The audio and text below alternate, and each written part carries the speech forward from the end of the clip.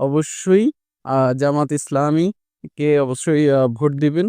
আর ওনাদেরকে ক্ষমতায় আনার চেষ্টা করবেন। সমাজ কায়েম করার জন্য অবশ্যই আমাদের সকলকেই একটা ইসলামিক রাষ্ট্রের যেই রীতিনীতি, যেই বিধানগুলো আছে সেগুলোকে আপনার প্রতিষ্ঠিত করতে হবে। আর সেগুলো করার জন্য অবশ্যই এমন একটা সরকারকে আমাদের রাষ্ট্র ক্ষমতায় আনতে হবে যে কিনা ইসলামকে ভালোবাসে এবং কি ইসলামিক রাষ্ট্রকে ইসলামিক যে ল গুলো আছে সেটা দিয়ে পরিচালনা করবে। সত্যি বলতে আমি আপনার আওয়ামী লীগ রাজনীতি দেখেছি, বিএনপির রাজনীতিও দেখেছি এবং কাছ থেকেই দেখেছি। যার কারণে তাদের সম্পর্কে আমার খুব ভালো আইডিয়া আছে ভাই।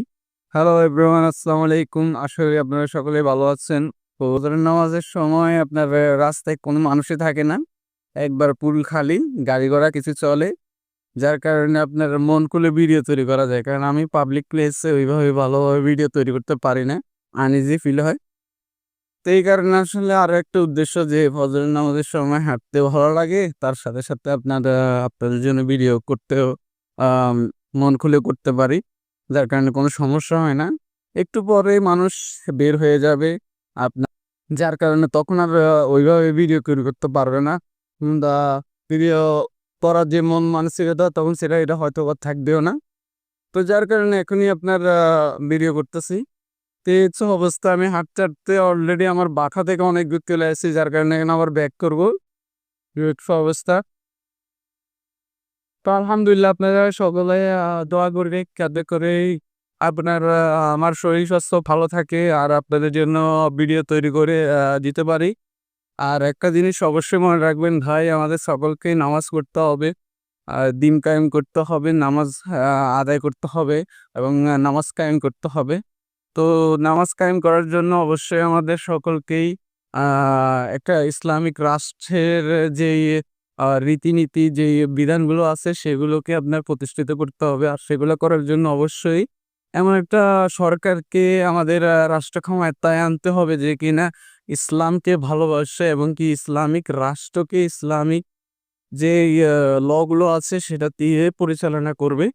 তো এটার জন্য যদি এরকমটা চান, আপনি মুসলমান হিসাবে যদি চান, তবে আপনাদের কাছে দাবি একটাই থাকলো, অবশ্যই জামাত ইসলামীকে অবশ্যই ভোট দিবেন। আর ওনাদেরকে ক্ষমতায় আনার চেষ্টা করবেন।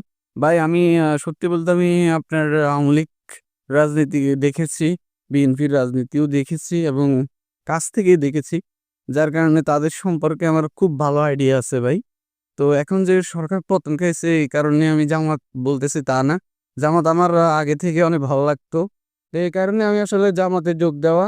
তো আমি চাই যে জামাতের মধ্যে একটা রাজনৈতিক দল আসুক এবং কি আমাদের সংবিধানে ইসলামিক সকল শাসন থেকে শুরু করে সবকিছু রাষ্ট্রের সব কাঠামো যাতে ইসলামিকভাবে পরিচালনা করা হয়, সেটাই আমি চাই।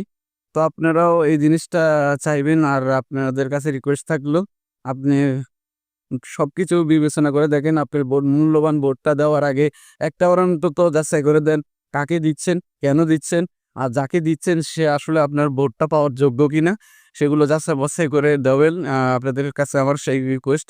আর যারা অন্য ধর্মাবলম্বী আছে তাদেরকে বলবো ভাই, আপনারা আমাদের ইসলামিক বড়, বড় কান্ট্রিগুলোকে দেখতে পারেন। সৌদি আরব থেকে শুরু করে আপনার কাতার, অন্যান্য রাষ্ট্রগুলোতে যেগুলাতে আপনার মেক্সিমামই আপনার ইসলামিক শাসন কায়েম হইছে।